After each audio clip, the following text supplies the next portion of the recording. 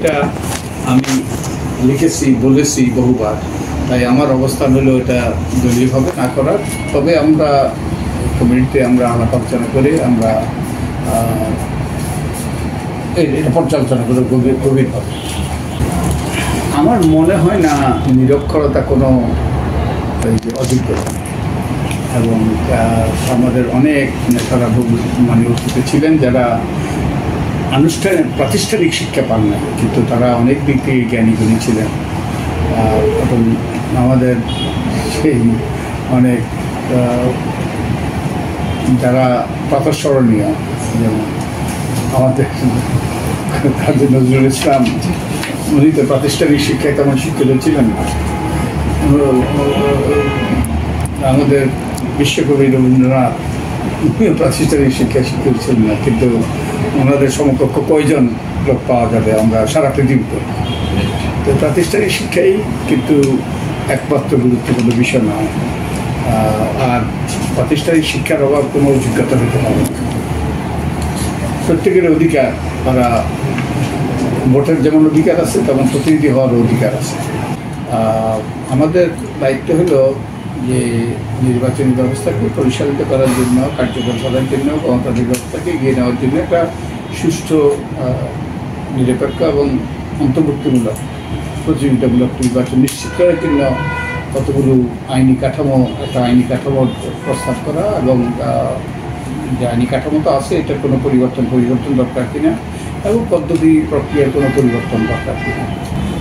তো ওই আপনি যে বলবেন সেটা নির্বাচন কমিশন যখন গঠন হবে তখন এগুলো হবে তাদের দায়িত্ব।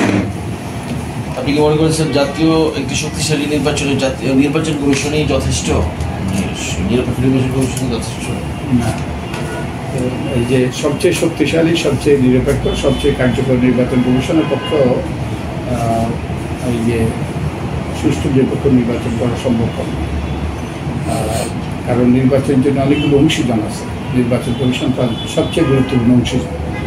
এটা আমাদের সাংবিধানিক প্রতিষ্ঠান, সাংবিধানিকভাবে স্বাধীন প্রতিষ্ঠান, সংবিধানের 158 অনুচ্ছেদ অনুযায়ী এটা প্রতিষ্ঠিত হয়। কিন্তু অন্যান্য অংশীদার হলো সরকার, সবচেয়ে বড় অংশীদার। এই যে নির্বাচন কমিশন সবচেয়ে গুরুত্বপূর্ণ, কিন্তু সরকারের যে ভূমিকা অত্যন্ত, এই যে সরকারের যদি সঠিক ভূমিকা পালন না করে তাহলে নির্বাচন কমিশনের পক্ষে সুষ্ঠু নির্বাচন করা সম্ভব নয়। সরকার মানে সরকারি কর্মকর্তা, সরকার মানে প্রশাসন, সরকার মানে আইন শৃঙ্খলা রক্ষাকারী বাহিনী। তো তারা যদি নিরপেক্ষ আচরণ না করে, তারা যদি পক্ষপাতদুষ্ট আচরণ করে, তাহলে নির্বাচন কমিশন অসহায় হয়ে যায়। তারপরে এরপরে আছে যেটা আমরা দেখেছি, এরপরে আছে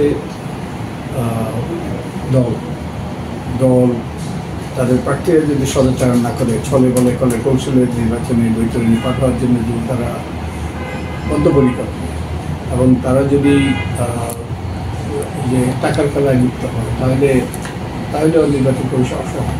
তারপরে গণমাধ্যমের সঠিক ভূমিকা পালন করতে হবে, নিরপেক্ষ ভূমিকা পালন করতে হবে, নাগরিক সমাজের নজরদারিত্বের যে ওয়াচডগের ভূমিকা পালন করতে হবে, তাহলে সুষ্ঠু নিরপেক্ষ নির্বাচন। নির্বাচন কমিশনের ব্যবস্থা সংস্কারের প্রধান হিসেবে আপনার প্রথম কি প্রায়োরিটি দিচ্ছেন আপনার কাজের? প্রথম আমরা বসে আলাপ আলোচনা করে একটা আমাদের করণীয় কী সেগুলো আমরা নির্ধারণ করব। আমরা একটা হয়তো রোডম্যাপ তৈরি করব,